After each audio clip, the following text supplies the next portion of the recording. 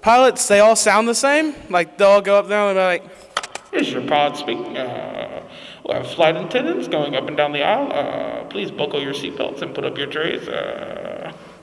Thank you. and last spring break, I was taking a flight to New York, and about 4 hours into a 3-hour flight, I heard this over the intercom. This is your pilot speaking. We are currently over Nevada. If you don't know, Nevada is way out to the west, and we're supposed to be going up, so that was a bit concerning. The coordinates were set for the LAX, and we're supposed to be going to the LAG. The LAX is in California, or one of those states down to that area, Southern California, which was way out of the way. Now, because they had told air traffic control they were going to the LAG, we had to go to the LAG, which is like a 12-hour flight, and then we had to go to the LAX. We had to go to the LAX, it was a 12-hour flight, and then to the LAG in New York, which is another 12, 13 hours. And I think that if we had like an Irish pilot or something, it would have ended better. Like, we wouldn't have done that. They just turned around midair, because Irish people, they're more honest. Like, he would have got on up there. This is your pilot speaking. This idiot beside me, my co-pilot, he can't put his LAG. He put LAX in, and now we're over Nevada and we're gonna be late. So that's happening. Isn't that just wonderful? So now we have to turn around. I don't care what air traffic control says. We're turning around. Tell your bosses and your family members that you're gonna be late. I'm sorry if your grandma dies, but it's not my problem. Blame Mr. Co-pilot here, who can't hit G instead of X. Good job. You know, because Europeans are weird. In French, the word potato, it's pomme de terre, which literally translates to apple of the earth, which I think is funny all of itself. But England and France, they had a long war, and the only thing I can really conceive of the reason of that, is that when the English went over there, the French were like, oh, that is the apple de earth. And the English were like, does it look red to you?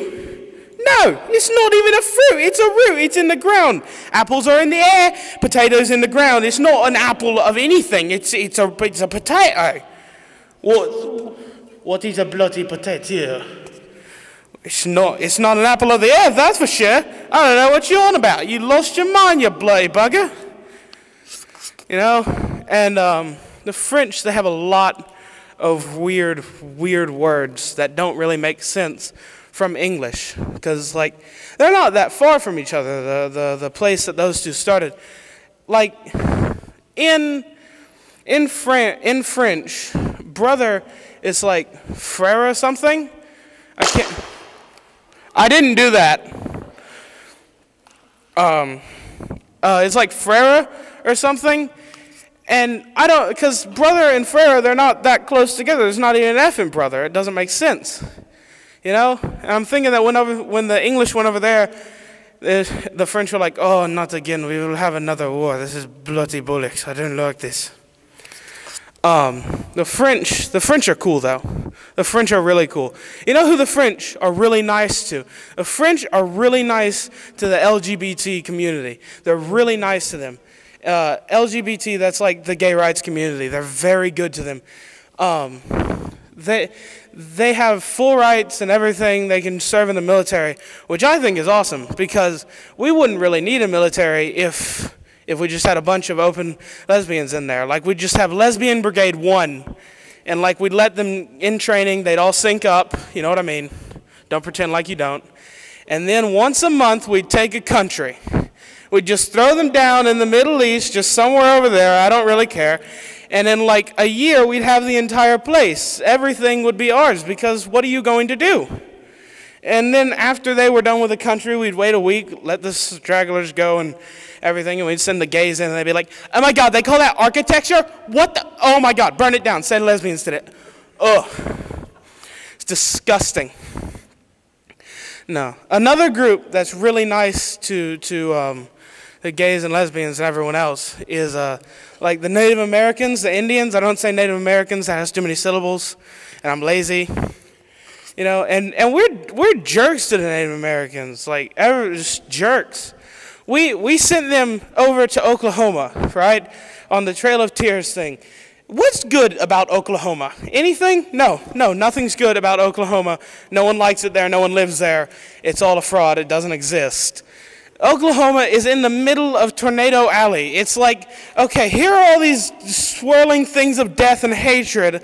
Okay, and we're going to put you there. No, it's just like Florida. I promise. There are alligators everywhere. It's wonderful. It's perfect. I promise. Yeah, they even have a city called Tampa there. It's just, and they thought of sending them over to Arizona, but they figured they'd notice when there wasn't a drop of rain because it's a desert.